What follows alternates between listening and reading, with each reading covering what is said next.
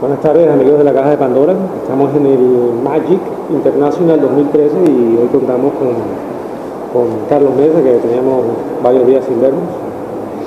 Muchas ganas además de estar en la Caja de Pandora. Sí, la verdad es que igualmente de parte nuestra de contar con tu colaboración, querer compartir la información que investigas y que trabajas.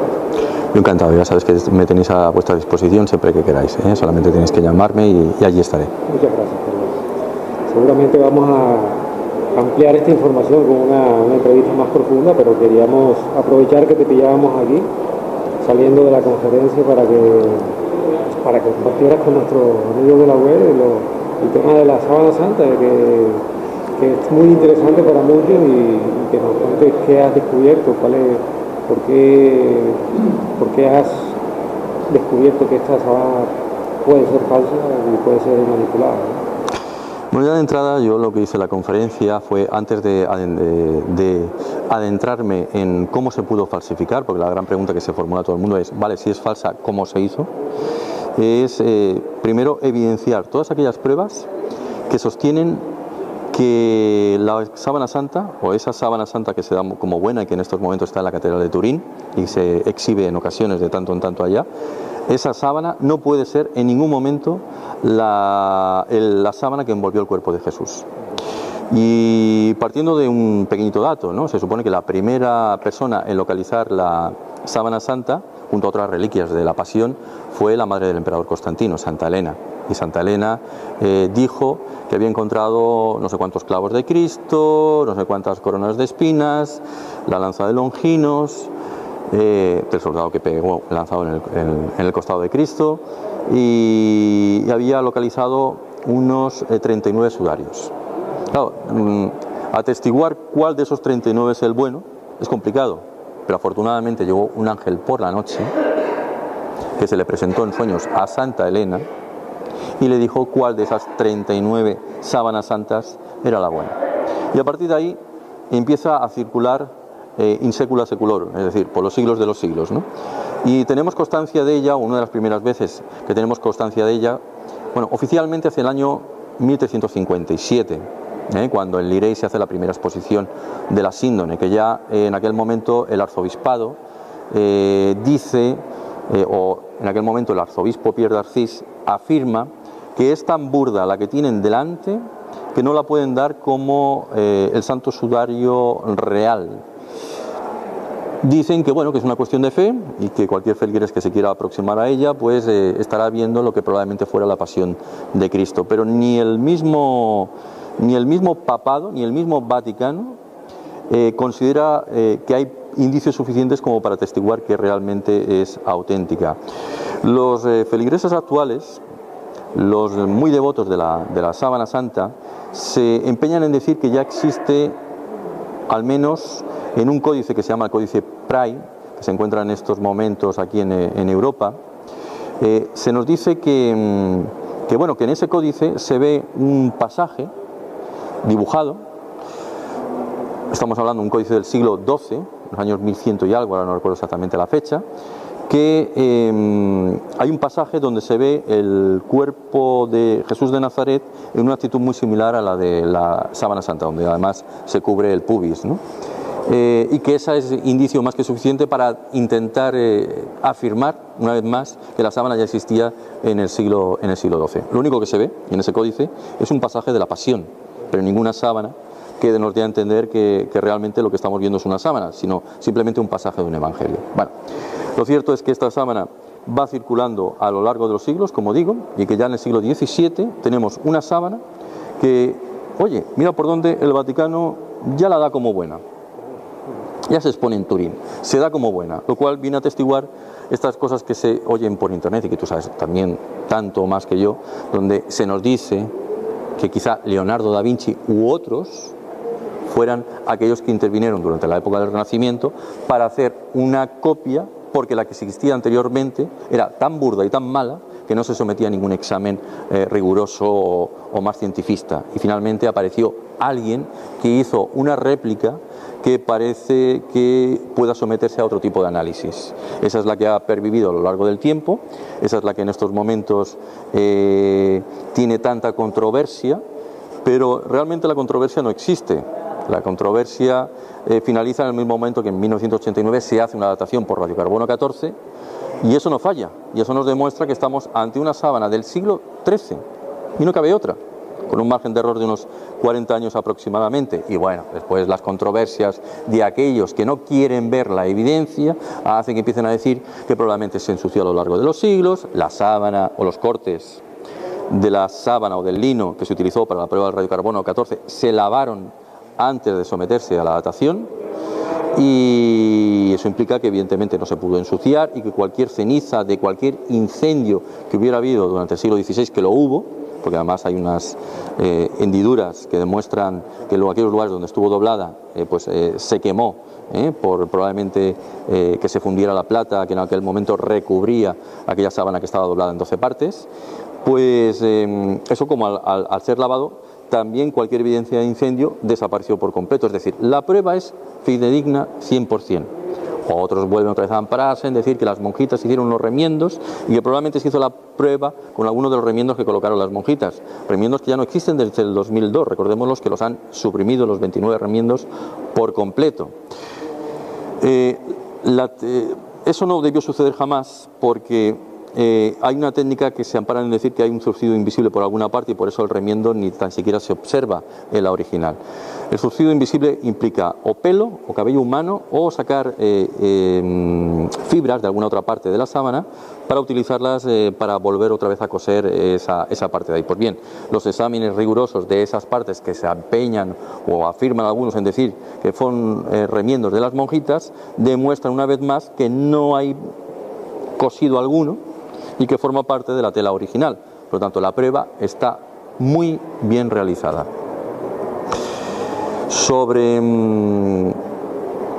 Podríamos estar largo y tendido, porque hay mucho que decir al respecto sobre otras evidencias que demuestran que es una falsificación. Yo he puesto hoy unas cuantas. Por ejemplo, si realmente la sábana hubiera estado en la cara de un ser humano, al colocarse encima de la cara e impregnarse la imagen, al desplegarse la cara, hubiéramos visto, igual que en la máscara de Agamenón, del rey Agamenón del año 1500 antes de nuestra era, hubiéramos visto una cara bombada, es decir, una especie de globo en realidad, y sin embargo vemos una cara como muy bien puesta. Si hubiera estado colgando el pelo, hubiéramos visto un pelo como más alborotado y solo una parte del mismo. Vemos en la sábana santa que el pelo le cae en horizontal, porque es así como estuvo, ¿no? Si realmente hubiera estado colocado encima de algún sepulcro, hubiéramos visto que las nalgas están como bien aposentadas, chafadas. La parte de atrás muestra que las nalgas están como muy bien redondeadas. Es como si hubiera estado levantado en el aire, ¿no? Y eso no puede ser, porque se nos dice que estuvo en todo momento encima de alguna piedra. Luego, si miramos las cuencas de los ojos, se nos dice que hay unos leptones que son de Poncio Pilatos. Pues bien, yo siempre digo lo mismo, los romanos se hacían enterrar con las monedas de Poncio Pilatos porque se las tenían que entregar a Caronte, el barquero, aquel que te transporta por el río Estigia hacia el otro lado, ¿no? Pero los judíos tenían la costumbre de entregarle monedas a Caronte. Entonces, ¿cómo puede ser que haya una moneda que digan que es un leptón que pertenece a Poncio Pilato? No era una costumbre judía. El lino de la sábana santa se ha demostrado que es un lino que está cosido de forma inversa a como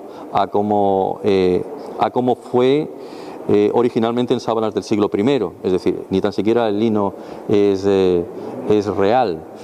Y bueno, hay muchísimas otras pruebas que nos dan a entender que evidentemente pues aquello se cae por su propio peso. Hay otra que también me hace mucha gracia, la sangre, ¿no? Sangre de Jesús de Nazaret. Qué casualidad que todo se negativiza, es decir, estamos ante una especie de negativo fotográfico, según Secondo Pía a finales del siglo XIX, que es cuando lo fotografía por primera vez, y sin embargo la sangre es sangre coagulada. Pero claro, ahí cualquier médico te dirá lo siguiente: si alguien realmente está muerto, la sangre no se coagula al momento, es decir, se va desangrando hasta que finalmente se seca. Por lo tanto, si realmente ese hombre hubiera estado desangrándose, hubiera formado un charco.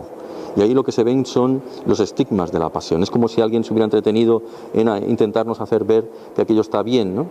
Y la sangre es del tipo AB, y la sangre del tipo AB apareció en el año 500 después de la muerte de Jesús de Nazaret. Y se nos dice que es la sangre más común en la Judea de aquel momento. Pues bien, la sangre más común es la sangre universal, 37% de la población de los judíos. La sangre AB representa solamente el 1% de la población de los judíos. Por lo tanto, incluso a la misma hora de falsificar, no hace mal. De las pruebas del polen, que también dicen, hay polen.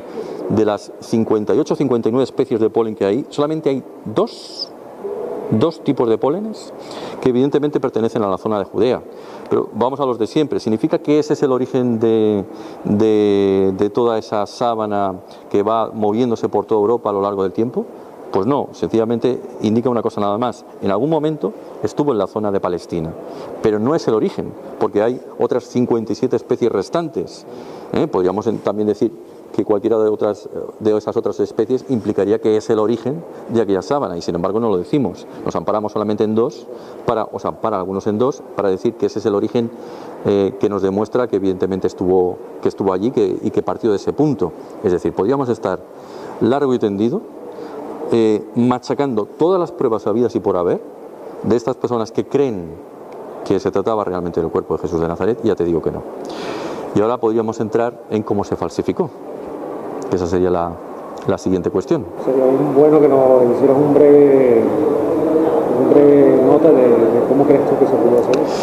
Bueno, todo el mundo dice, no hay pintura, no hay restos de pintura, no hay nada que demuestre que hay pintura en alguna parte, sino que hay una especie de radiación que quema las primeras capas de la tela. Bueno, evidentemente es cierto. Algunos han dicho, no puede ser fotografía, aunque estamos ante un negativo y además se ve de inmediato que se trata de un negativo, porque si se hubiera utilizado la técnica de la cámara oscura, que ya se conoce desde los tiempos medievales y que la utilizó Leonardo da Vinci, el centro del foco sería el que está más iluminado, lo cual implicaría que en el centro de la sábana santa veríamos más luz, y sin embargo vemos que está toda la luz perfectamente unificada. Por lo tanto, eso es lo que sirve a los detractores de aquellos que dicen que no se puede utilizar técnica fotográfica alguna para aseverar una vez más que no es técnica fotográfica. Pero hay otra forma de hacerlo. Es muy fácil. Una técnica que se le llama luna cornata, que es una técnica alquimista, es decir, de lo que en aquel entonces se llamaba el arte real, y que ya se conoce desde los tiempos del siglo XIII, porque el primero en utilizarla fue Roger Bacon. Y Roger Bacon había estado trabajando con óptica y cámaras fotográficas, entre ellas la técnica esta que voy a mencionar ahora, de la luna cornata, y este hombre había estado utilizando como modelos cadáveres sacados de un cementerio, lo cual implicaba que lo primero que, en cuanto que se enteró la Inquisición del asunto, lo cogieron y lo encerraron en vistas de un juicio donde probablemente hubiera acabado en la hoguera, si no hubiera sido porque un papa lo saca de allí. En concreto, el Papa, si me falla la memoria, es Clemente V, lo saca de allí. Y dice el Papa, te pones a trabajar para mí y a cambio te perdono la vida. Y así fue. Este hombre, mientras vivió el Papa, estuvo trabajando para el Vaticano, y en el momento que falleció este hombre, lo volvieron otra vez a encerrar. Lo cual evidencia algo. Algunas cosas tuvo que realizar. Hoy en día tendríamos que saber cuáles. Pudiera ser este hombre, y no digo que sea este, pero vamos a ceñirnos a la técnica de la luna cornata. ¿Cómo funciona? Vamos a ver. Se trata de exponer sencillamente un lino en el suelo y cubrirlo con algún tipo de yoduro. El más sencillo es el yoduro de plata, que es con el que se trabaja inclusive ya en el siglo XIX, con que se hacen los primeros resultados de tomas fotográficas, lo que después se transformaría en el cianotipo azul. Pero también se puede utilizar yoduro de mercurio. En cualquier caso, los yoduros nos dejan un característico color amarillo. Fíjate qué casualidad, el lino de la sábana santa es de color amarillento. ¿Qué nos hace falta a continuación? Realizar un dibujo encima de un papel vegetal. Tenemos que coger un papel muy fino, de lo que hoy en día llamamos calco, y realizarle algún tipo de dibujo en tinta o lápiz inclusive encima. Ese dibujo en partes, a lo mejor no hace falta que sea una hoja larga, se puede ir colocando en diversas partes, se va a sobreponer encima de la tela que tiene ya el yoduro correspondiente. Y la vamos a dejar expuesta al sol durante unos 20 minutos. El sol incidirá sobre las partes blancas, traspasándolas, pero las partes negras no las traspasa. Al quitar el calco, se queda el efecto negativo. Simplemente debemos dejarla luego en un lugar oscuro para que quede bien impregnado. Le dejamos pasar un tiempo o inclusive unos meses y aquello ya estará prácticamente emulsionado por completo, de tal manera que no se borrará. Y siempre y cuando la tengamos en lugares oscuros, que es como siempre se ha expuesto la sábana santa, no se perderá el dibujo. Luego se le añade un poquito de sangre por aquí y por allá y ya tenemos la falsificación completamente realizada. Por lo tanto, la técnica es tan sencilla como esta que os acabo de explicar, y es una técnica que ya en la época medieval se conocía perfectamente. Técnica que, insisto, se llamaba luna cornata y que es una técnica que olvidamos y que en el siglo XIX volvimos otra vez a descubrir para dar aparición a lo que actualmente llamamos la fotografía moderna, ¿no? Así que se puede demostrar perfectamente cómo se realizó. El dibujo que se utiliza para el rostro probablemente se debió utilizar algún tipo de dibujo basado en algún cadáver que tuviera el artista del momento, donde le realizó después los correspondientes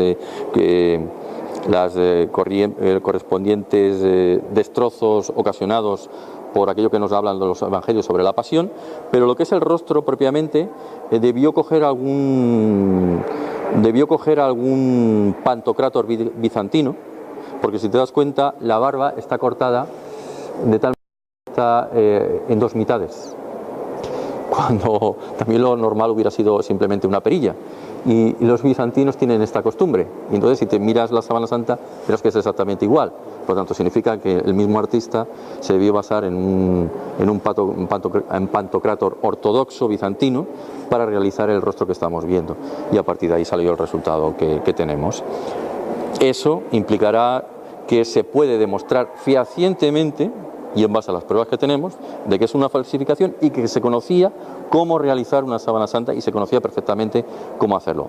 Pero como siempre digo yo, una cosa es la historia y otra cosa es la fe. Y el creyente,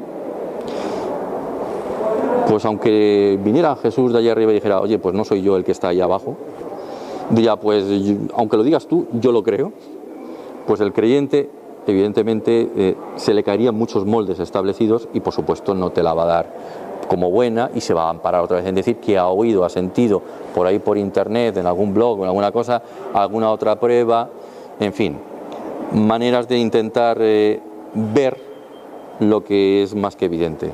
Lo que es evidente es que es una falsificación e históricamente está demostrado. Sí, los objetivos son obvios, pero quisiera que nos dieran los más importantes para ti. ¿Cuáles son los objetivos de mantener esta falsificación? Los objetivos son, el primer objetivo es las reliquias se fabrican, porque se fabrican, no está, tantas otras, las coronas de espinas, los clavos de Jesús, sin ir más lejos a la que estamos aquí en Barcelona, la Catedral de Barcelona tiene uno de los tantos clavos de... No, perdón, una corona de espinas de Jesús de Nazaret, se deben reproducir como conejos porque las coronas de espinas están esparcidas por todo el mundo conocido, pues se realizan por la sencilla razón de que atraen feligreses. Y eso implica que si vienen estos feligreses traen dinero y hacen donativos para la iglesia correspondiente, con lo cual, ¡pam!, dejan dinero allá. Y por otro lado, pues sirve para mantener una vez más el cuento que siempre nos han explicado. Un señor llamado Jesús de Nazaret, que por cierto Nazaret no existía como ciudad.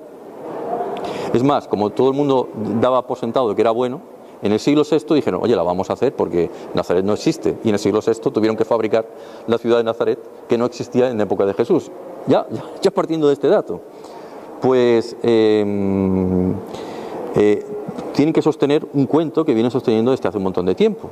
Pablo de Tarso vino a decir que un señor X era el Hijo de Dios. Más que nada porque Pablo de Tarso tenía en sus manos la oportunidad de crear una nueva religión. Esto que actualmente llamamos el cristianismo, olvidándonos de si es católico, protestante, ortodoxo o no, el cristianismo. Y Pablo de Tarso dijo, pues si existen tales dioses, yo voy a crear uno que es más grande que los otros, y donde el tuyo no puede resucitar, el mío resucita. Y el mío es tan grande que no solamente es capaz de resucitar a Lázaro, sino que además se resucita a sí mismo. Y el mío es tan grande que cuando está de fiesta, vamos, hay vino para todos. Entonces, este hombre va alimentando una leyenda que después, posteriormente, cuando llega Constantino y le encarga a Eusebio y Cesárea las primeras copias, que en aquel momento ya se hacían por parte de los monjes, esas copias de las que hablamos, empiezan a interpolar textos, y hoy en día sabemos que hay esa interpolación, porque se han encontrado los manuscritos más antiguos, como los de Nat Hammadi y otros manuscritos que están sin modificar y que los podemos comparar con los canónicos, por ejemplo, y se ve de inmediato que hay partes de los mismos que no existían en los localizados, por ejemplo, en el siglo XX, con lo cual eso se llaman interpolaciones. Pues bien, esas interpolaciones están ahí sencillamente para darnos a entender que Jesús de Nazaret es hijo de un Dios, cuando la realidad histórica de Jesús de Nazaret es tan grave, que, bueno, de hecho, yo sé que a los videntes de la caja de Pandora estas cosas les gusta mucho, me imagino. ¿Zeitgeist os gusta como documental? Sí. No se comentaba en Zeitgeist que de lejos de esa visión del Hijo del Hombre hay un sencillo hombre humano, sí, y que el resto es fabricado. Muy humano. Por lo menos mi visión personal, no voy a hablar en nombre de toda la web, pero mi visión personal es un humano con una conciencia muy elevada. Se trata de un sencillo humano, de una persona mortal simple, donde lejos de concretarnos únicamente en esos 4 evangelios que nos han dado por buenos porque dicen que son los más antiguos, que no lo son, porque el evangelio más antiguo que existe es el de Tomás, pero como menciona algunas cosas que son molestas para la iglesia del momento, se suprimió en los concilios posteriores y luego fue adoptado por el protestantismo, por lo cual se sigue manteniendo la farsa. Hay un evangelio que en la actualidad conocemos que es considerado apócrifo porque contiene unas actas que se le llaman las actas de Poncio Pilato, se llama el Evangelio de Nicodemo, y solamente contiene una parte de las actas. Y esas actas son muy precisas, las actas de Poncio Pilato que existen. Poncio Pilato asegura que él crucificó a un tal Jesús Bar Abba, a un tal Jesús Hijo del Hombre, traducido directamente del arameo, el tal Barrabás, que se le escapó en una ocasión cuando Simón de Cirene hizo una revuelta, se le fugó el tal Jesús Barabá y lo volvió otra vez a capturar, pero como ya había sido sometido a un juicio anterior, porque los juicios de los romanos duran una semana, no duran 24 horas, en la segunda ocasión será aprehendido con una legión de romanos que van allí, que no sé, todo el mundo piensa, ¿y para qué tantos romanos para aprender a un simple hombre?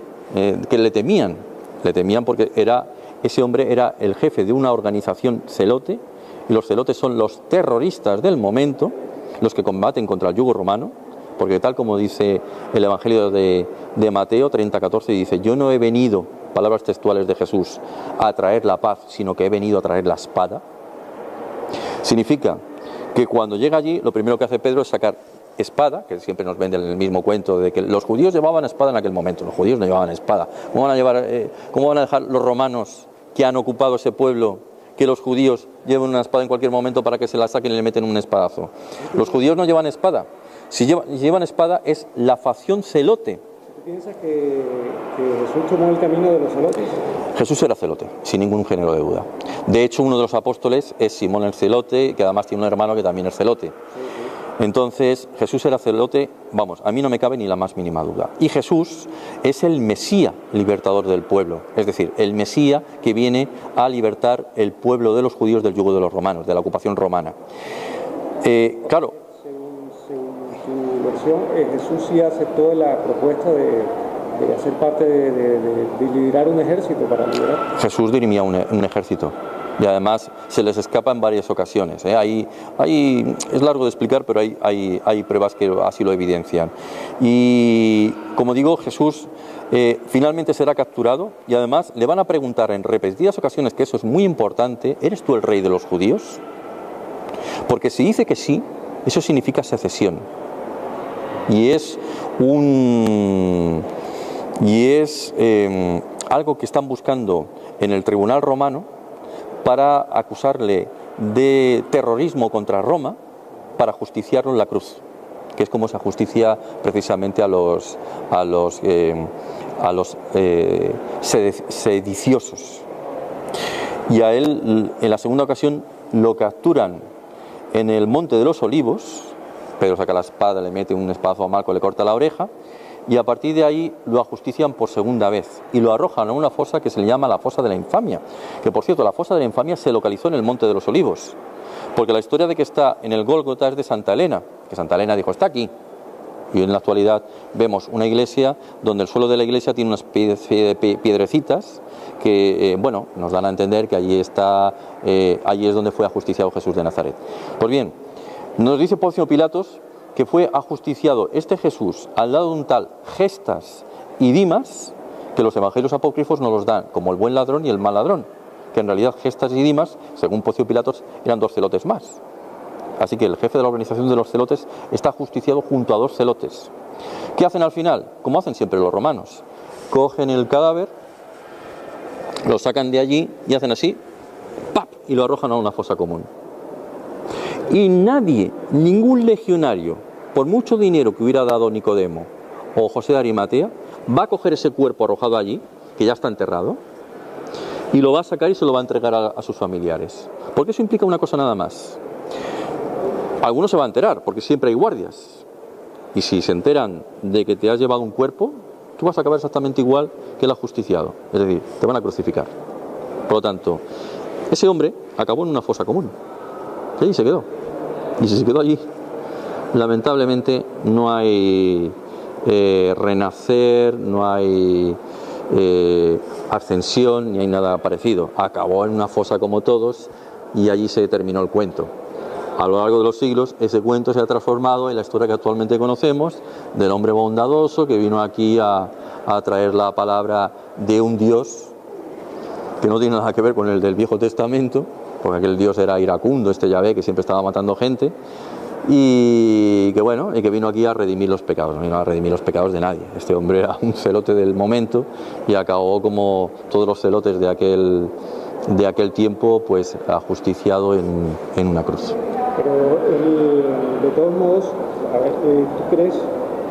Bueno, según el sentir, conciencialmente ha dejado una huella impresionante, el mensaje, y hay mucha información de sus palabras, de lo que compartió. Entonces, 4 evangelios, y 4 evangelios, como he dicho, interpolados, donde hay una mezcla en ocasiones histórica y una parte interpolada que se ve en todo momento, que es interpolada y que nos dan una versión totalmente diferente de los hechos que realmente pudieron suceder. Y esa es la parte que nos ha llegado hoy en día de un Jesús sobre todo bondadoso.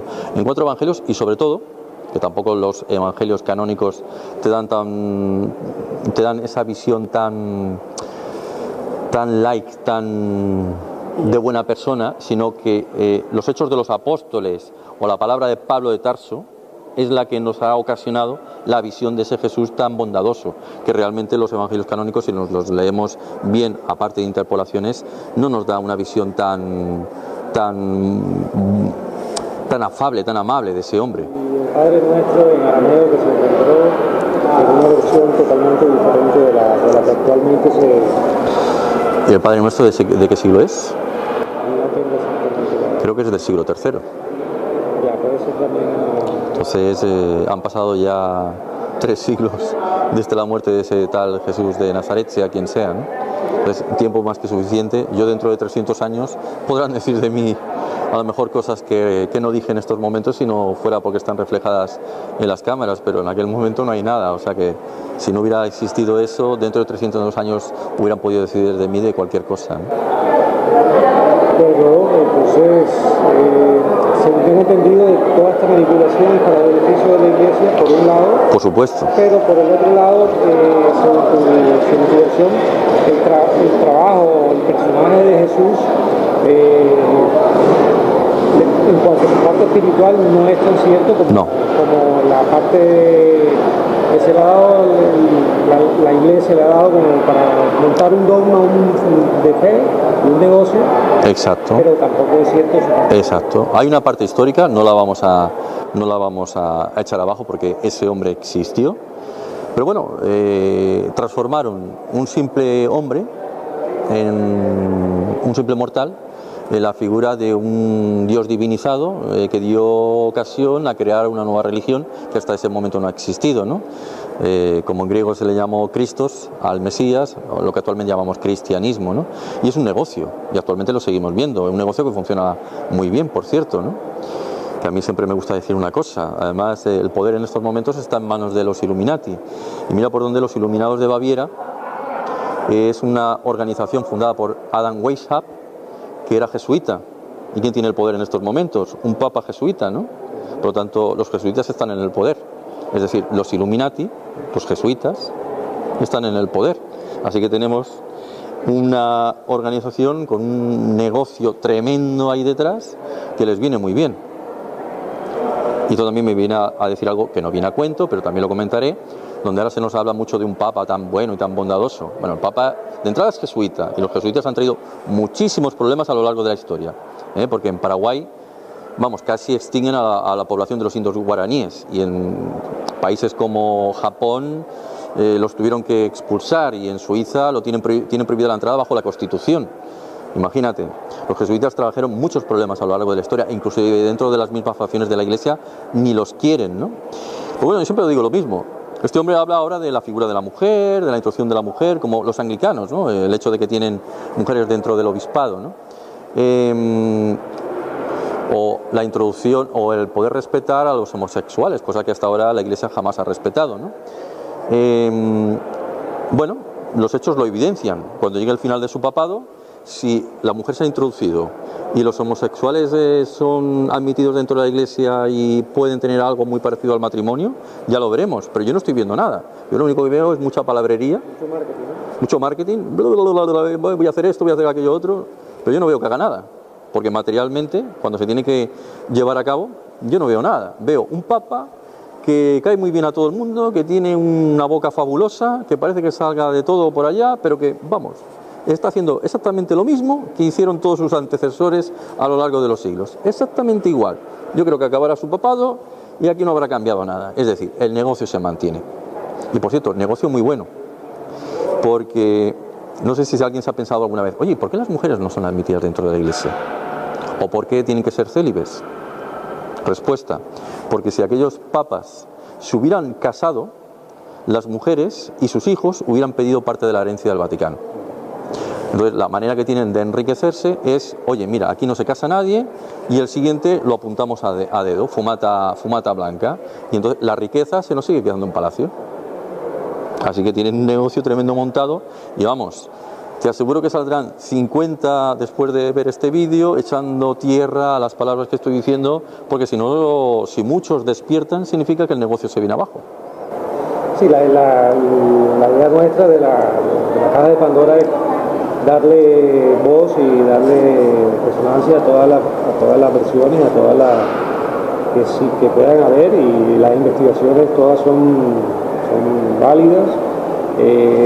Cada uno tiene por supuesto, personales, sus opiniones, claro. Yo personalmente apoyo la versión de que la Iglesia es una empresa muy bien montada.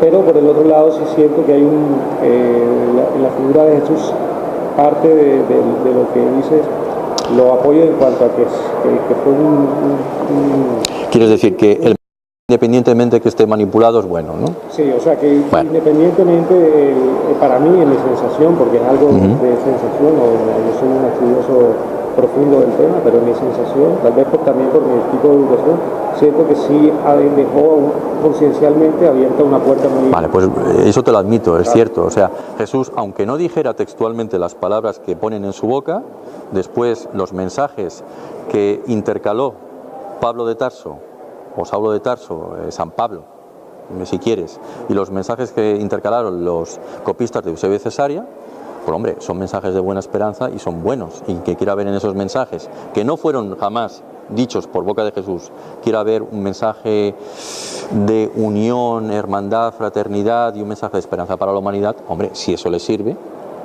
sí, adelante. Pero de todos modos eso es secundario, porque lo importante no es el mensajero, sino el mensaje. Eso es. Yo en eso te apoyo. Le hemos dado realmente, lo digo personalmente, a la figura de Jesús se ha olvidado su parte humana, porque se ha resaltado tanto la divinidad, y lo que no estamos haciendo con nosotros mismos, que para mi concepto nosotros la parte divina es tan grande como la parte humana, que está en todos. Entonces, y en lo que me gusta mucho de lo que has expuesto es el negocio que nos tiene montados a través del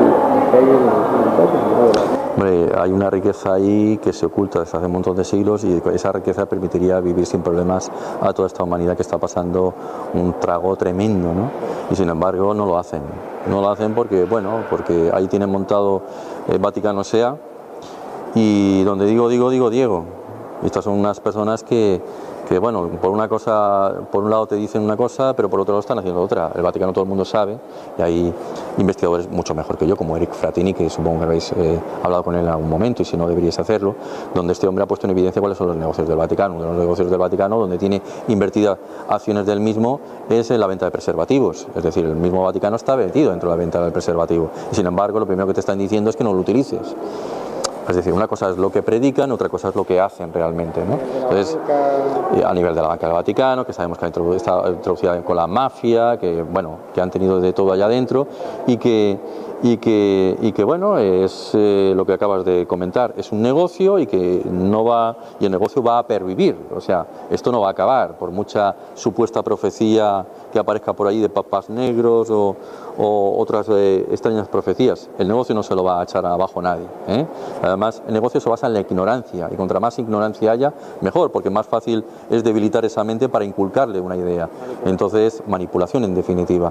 Y como hay todavía muchos pueblos donde, bueno, con alguien que les venga, aunque sea a traer una copa de arroz, ya lo acogen y le escuchan, pues eso les ha servido poco a poco pues para introducirse, ¿no? Los jesuitas siempre te lo ponen muy claro. Los jesuitas siempre tienen algo muy evidente, ¿no? Que te dicen que para conquistar un pueblo hace falta educarles por la mente. Y de hecho lo llevan a cabo. Son los que más educadores tienen esparcidos por todo el mundo. Una manera de introducir los dogmas de la Iglesia por todas partes, pues para alcanzar poder y para tener a toda esa gente cogida por la solapa. Entonces hay un negocio montado, y ese negocio no se va a desmontar, por mucha profecía que aparezca, o diciendo que cada vez somos más los que despertamos, pero somos muy pocos los que despertamos ante la realidad comparado con el resto de la población mundial. Así que el negocio pervivirá todavía durante bastante tiempo. Carlos, y una última pregunta que te quiero hacer sobre la simbología que maneja, que siempre ha sido para mí ¿por qué todavía se maneja el símbolo del Cristo crucificado? Sí, es algo curioso, algo curioso, porque dentro de estos pueblos que siguieron un cristianismo diferente, porque aparecieron cristianismos distintos al cristianismo actual que conocemos. Da igual que hablemos de católicos o de protestantes, porque el protestantismo no deja de ser una derivación del catolicismo, pero con otros pequeños cambios sutiles. Hubieron esto que actualmente llamamos herejías, ¿no? Hubieron cambios en la forma de concebir ese cristianismo, ¿no? Y por ejemplo aparecieron los cátaros, sin ir más lejos, hasta que llegó un papa, Inocencio III, y dijo: oye, que estos acaban con mi negocio. Ya está, a por ellos. Aparecieron los templarios, Y los templarios 3/4 de lo mismo. Llegó el Papa Clemente V y dijo, oye, y Felipe IV, el rey francés, y dijeron, oye, que estos tienen un poder inusitado, estos hay que acabar con ellos, y además están predicando unas cosas que a mí no me gustan nada. Todos estos maniqueos, gnósticos, bueno, el gnosticismo es muy similar al maniqueísmo, ¿no? Todas estas derivaciones del cristianismo primitivo siempre repudiaban la cruz. De hecho, los templarios se saben que cuando miraban una cruz, bueno, se asustaban, ¿no? Y además no las querían ni ver. De hecho, le daban más importancia a la figura de San Juan, que todavía hoy en día el último grupo gnóstico que existe, pues todavía queda uno, los masones, que son la derivación del mundo de los templarios, siguen viéndolo o repudiando a esa figura de Jesús crucificado, ¿no? Y le dan más importancia a la creencia de San Juan como profeta en todo momento, ¿no? Pues repudiaban aquellas cruces y algunas veces inclusive las escupían, ¿no? Que eso les sirvió como para atestiguar dentro de las herejías contra los templarios de que escupían a la cruz porque no la querían ver. Porque claro, tú lo primero que ves es un hombre que ha sido crucificado, pues sea por judíos o sea por romanos, pues no te hace ninguna gracia. ¿Y por qué tienes que venerar a alguien que ha venido aquí a transmitir un mensaje, si te lo crees o no, que está crucificado en una cruz, si eso es un símbolo de malestar, no un símbolo de bienestar? Por lo tanto, la repudiaban por completo, ¿no? Entonces, todavía, igual que tú, a mí me resulta extraño ver que si realmente quieres tener algún tipo de creencia, ¿cómo sigues adorando una cruz que es el símbolo de aquel lugar donde fue crucificado un hombre por parte ya sea de judíos o romanos, que en realidad es un símbolo del mal, porque no vino a traer, Es un símbolo de dolor que no tiene nada que ver con... Un símbolo de dolor, no tiene nada que ver con la transmisión de ese mensaje, ¿no? Además, la cruz existía anteriormente, porque el símbolo de la cruz es más antiguo de lo que creemos. Yo le hice esta misma pregunta a la hermana Teresa Portada. Gran persona. Gran persona, y me dijo que era por la demostración de hasta dónde se podía bajar, en el sentido de bajarse a lo más bajo de entrega del sacrificio, en definitiva. Y lógicamente, bueno, como te digo, nosotros compartimos todas las versiones para que cada uno haga sus propias conclusiones en base a su creencia, a su saber, a su interés y a su filosofía. Hombre, es que a la hermana Teresa, vamos a ver, está al hilo de la excomunión. Si públicamente dice que la cruz no se debería adorar, vamos, te aseguro que terminada la entrevista, al día siguiente hubiera estado excomulgada y se hubiera quedado sin trabajo. Así que siempre trabaja en el hilo, y entonces se mueve en ambas partes.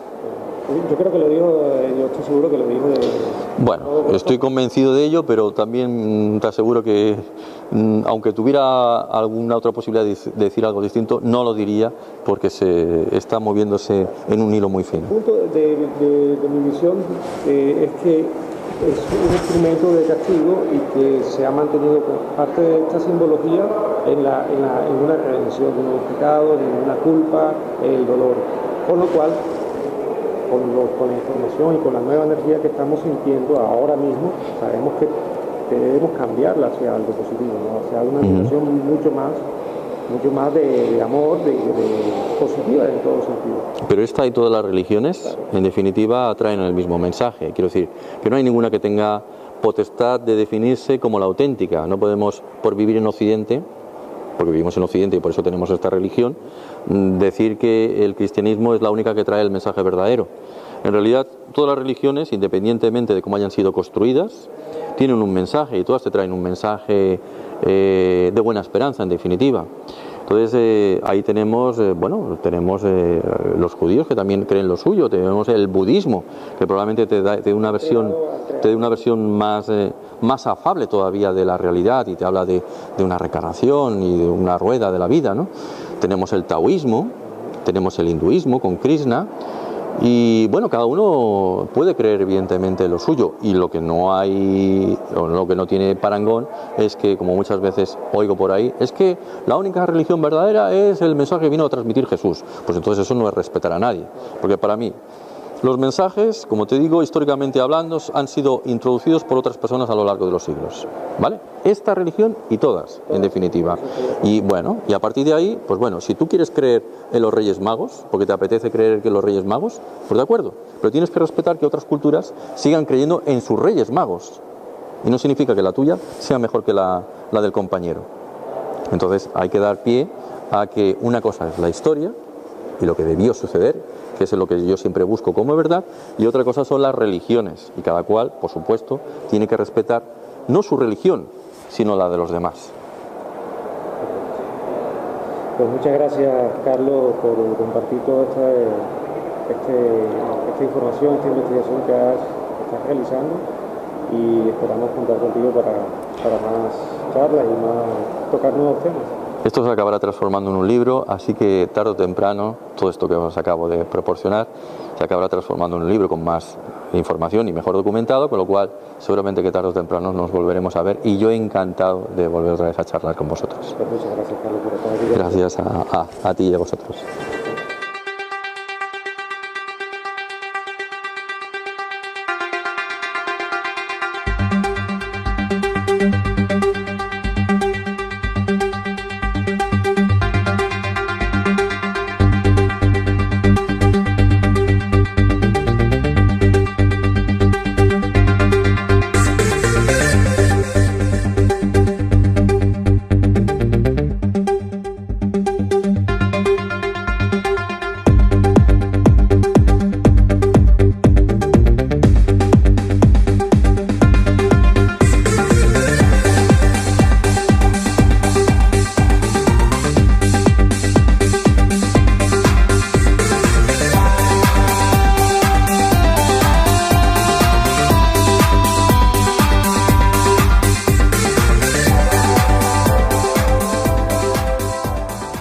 Arzobispado dice, o en aquel momento el arzobispo Pierre d'Arcis afirma que es tan burda la que tienen delante que no la pueden dar como el Santo Sudario real. Dicen que bueno, que es una cuestión de fe y que cualquier feligres que se quiera aproximar a ella pues estará viendo lo que probablemente fuera la pasión de Cristo, pero ni el mismo papado, ni el mismo Vaticano considera que hay indicios suficientes como para atestiguar que realmente es auténtica. Los feligreses actuales, los muy devotos de la Sábana Santa, se empeñan en decir que ya existe, al menos en un códice que se llama el Códice Pray, que se encuentra en estos momentos aquí en Europa, se nos dice que en ese códice se ve un pasaje dibujado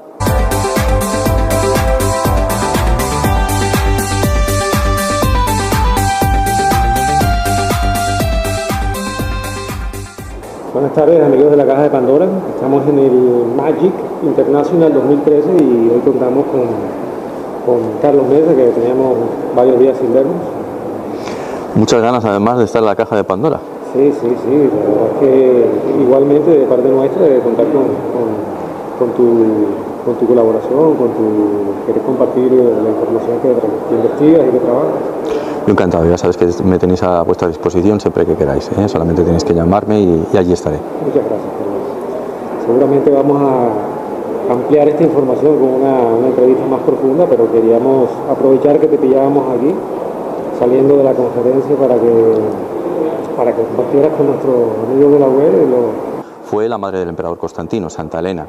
Y Santa Elena dijo que había encontrado no sé cuántos clavos de Cristo, no sé cuántas coronas de espinas, la lanza de Longinos, del soldado que pegó lanzado en el costado de Cristo, y había localizado unos 39 sudarios. Claro, atestiguar cuál de esos 39 es el bueno es complicado, pero afortunadamente llegó un ángel por la noche que se le presentó en sueños a Santa Elena y le dijo cuál de esas 39 sábanas santas era la buena. Y a partir de ahí empieza a circular in secula seculorum, es decir, por los siglos de los siglos, ¿no? Y tenemos constancia de ella, una de las primeras veces que tenemos constancia de ella, bueno, oficialmente hacia el año 1357, cuando en Lirey se hace la primera exposición de la síndone, que ya en aquel momento el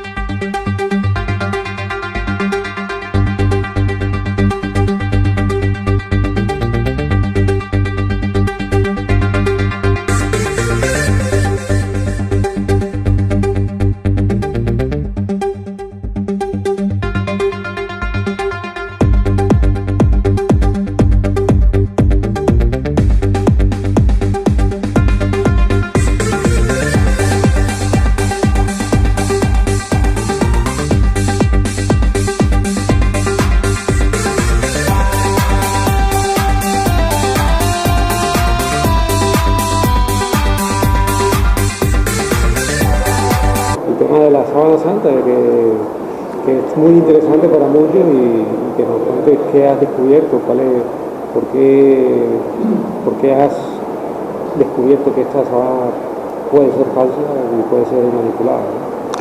Bueno, ya de entrada yo lo que hice en la conferencia fue, antes de adentrarme en cómo se pudo falsificar, porque la gran pregunta que se formula a todo el mundo es, vale, si es falsa, ¿cómo se hizo?